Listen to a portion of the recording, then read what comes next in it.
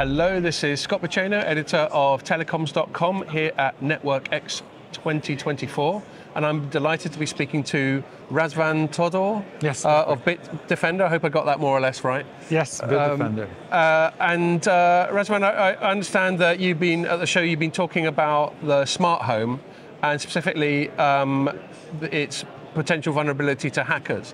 Could you just start by telling us a little bit more about that? Oh yeah, gladly. I mean, smart homes are on the rise. I don't think we understand completely the concept of smart home, because when we think about smart home, we think probably more like, I mean, you're old enough to know the Jetsons.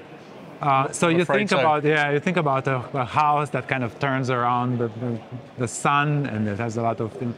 But it's like all the smart devices in our homes. And if you think about it, we're surrounded by smart devices.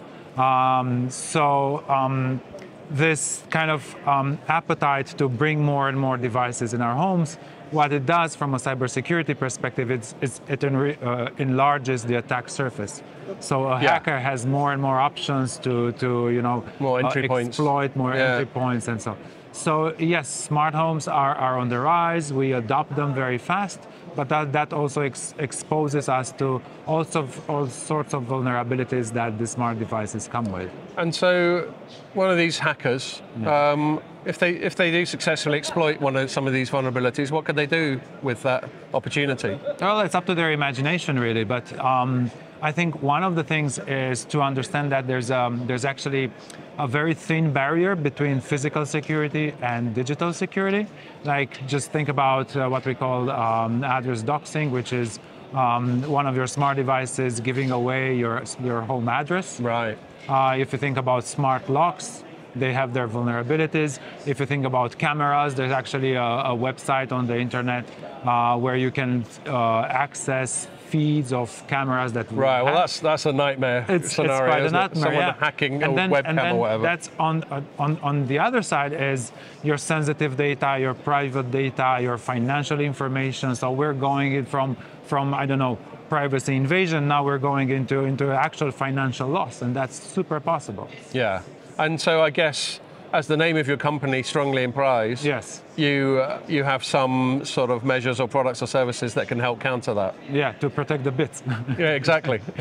Yes, we do. We do have an entire portfolio which we address the consumer market with, and a specialized portfolio which we address our telco partners with.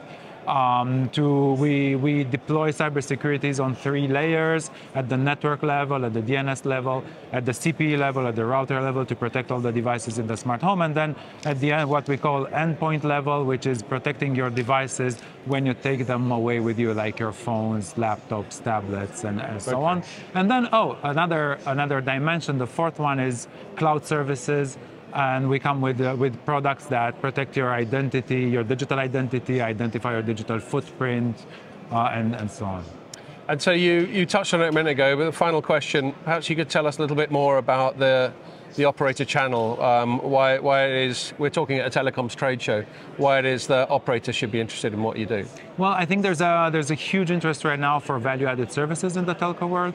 And there's also, according to our studies, and I've seen it in other studies as well, the consumer expects that the digital security comes from the operator. And it makes sense, because if you think about it, my entire connection comes from the operator. That's the pipe in. So my smart home comes alive when it's connected by an operator. So they expect that they will secure it as well. Right, okay, so there's an opportunity for operators to add value to their subscribers through that security. Exactly. Okay, well, that's brilliant. Thanks a lot.